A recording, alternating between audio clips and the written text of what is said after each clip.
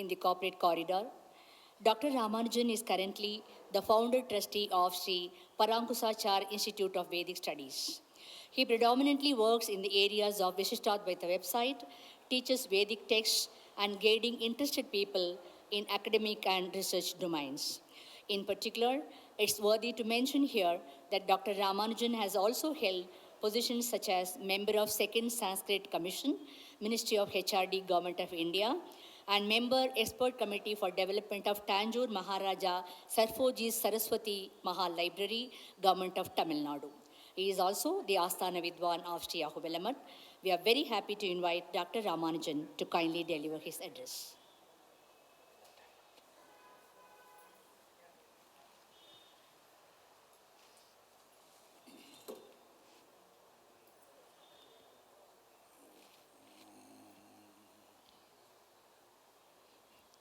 Idamahai devagum idenyane namasyama namasyane yajama yajniyane.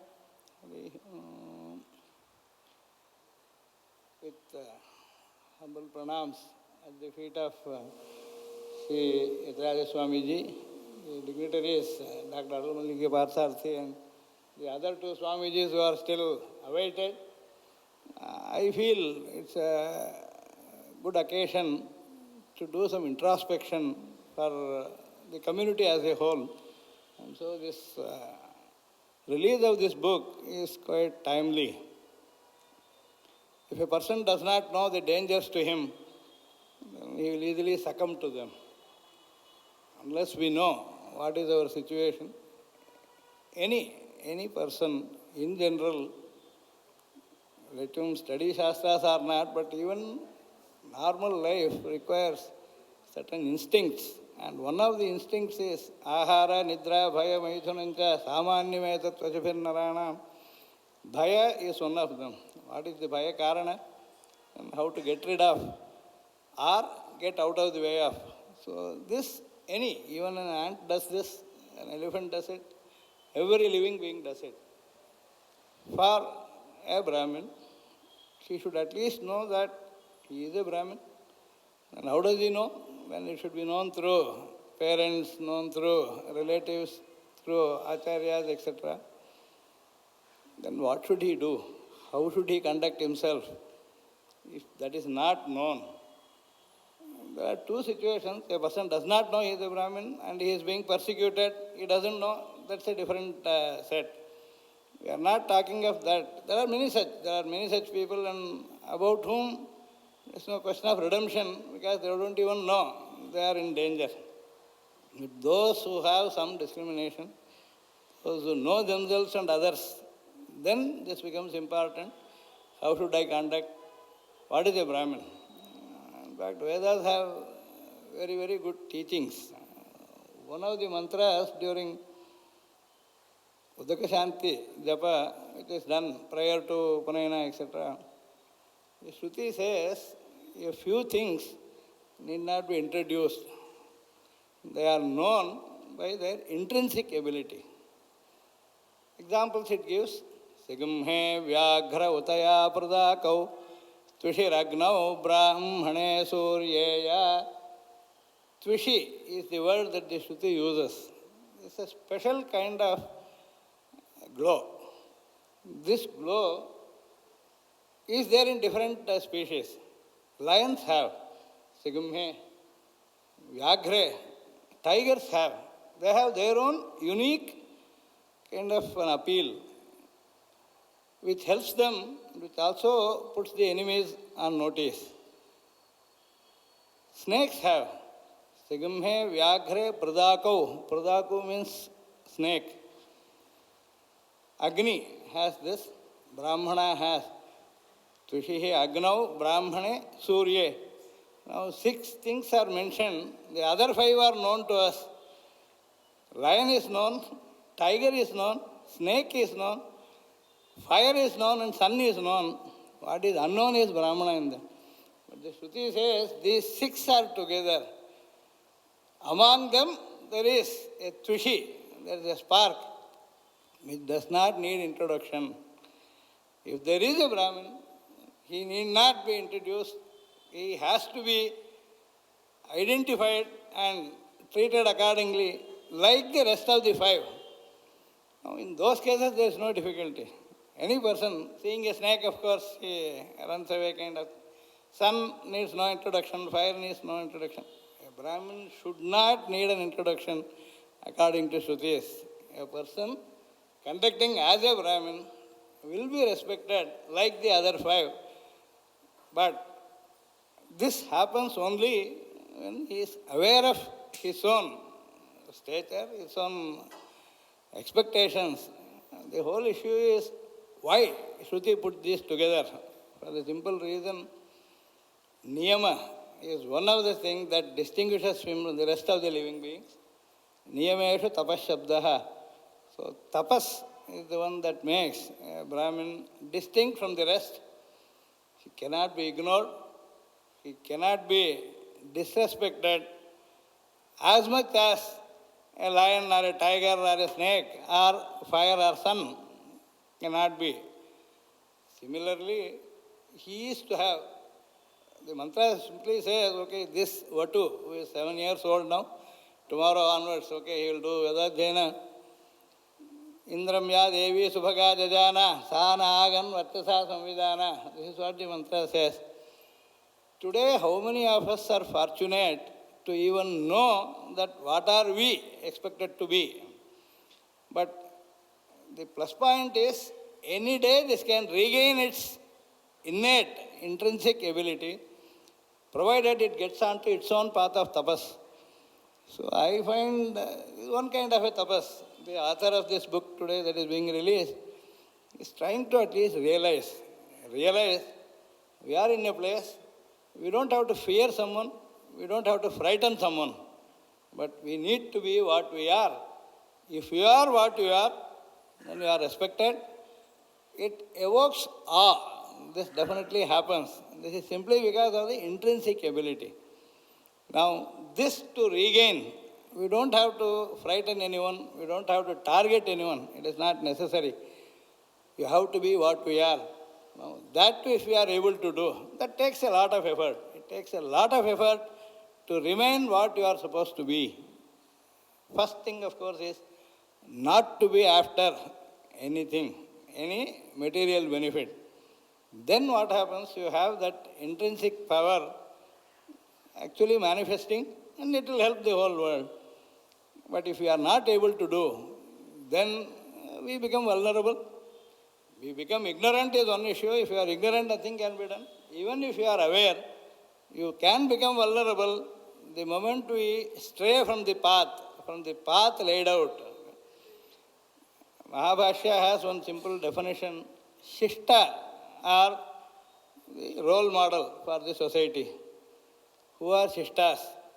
Will it be written on their forehead? I am a Shishta. How to identify a Shishta?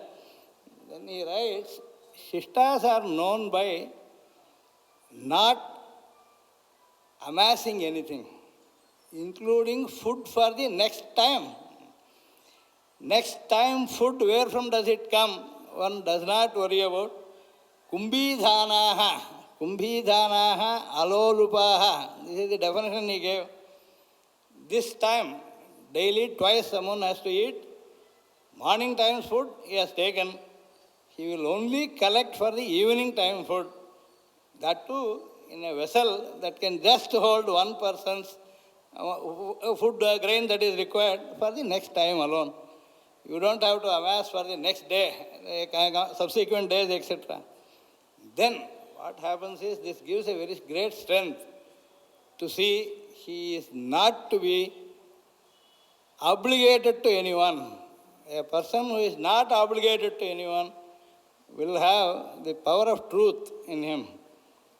That is something that makes the person. It also makes good for the world the moment this person is recognized.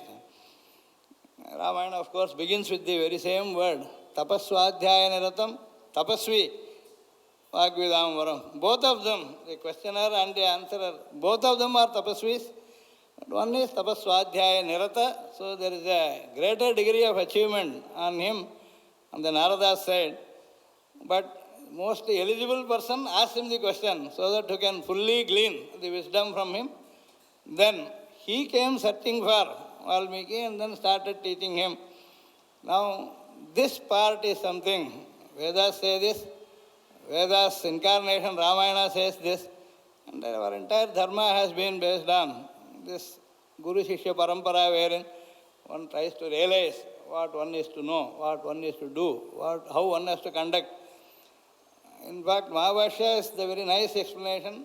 A person is not clear whether he is belonging to this Brahmana Varna or other Varnas. How do we identify? Then he says, by the sight of a person we can know. Gauravarnoyam Purusho Dishyate Atasta Brahmana Eva. This is what he has written there. Now, the Varna, at a time when there was no Sankara, when there was full tapasya, maybe Krita Yuga kind of thing, the Varna showed the innate sattvic combination the person had at the highest level.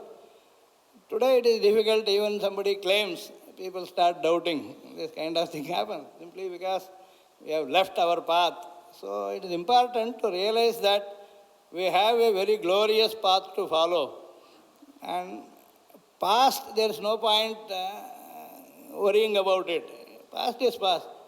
So, gatam nashoti yat prajnaha, gatam tu gatamevahi. You can do nothing about it. Ravana says this. This comes from Ravana's mouth. He tells Kumbhakarna, I did a mistake, but I am not in a position even to accept. Already I have lost so many commanders and all that. Now you help me. Help me neutralize my error, my indiscrimination by your parakrama. Aviveka kritam karyam vikramena samikuru. This is what Ravana tells Kumbhakarna. Out of aviveka, yes, we have got into a situation where, of course, we are vulnerable. Only way is get back to our right path. No one else, nothing else can bring us back to our own glory. But once we get to our own path, nothing can stop from our achievement. These are two important things. So, of course, the word that he has used is very nice. Asi is the word that he has used. Asi is what Krishna also has said. Jnana is the asi with which you cut down all the ignorances. And the moment ignorance is not there, you don't have to bring in knowledge. It is innate. It is within. So the Jnanandamayastu Atma is the definition of Atma itself. So we have actually strayed from our path, and then if we get back to the path, that is what is needed. But there will be some testing times simply because our resolve will be tested.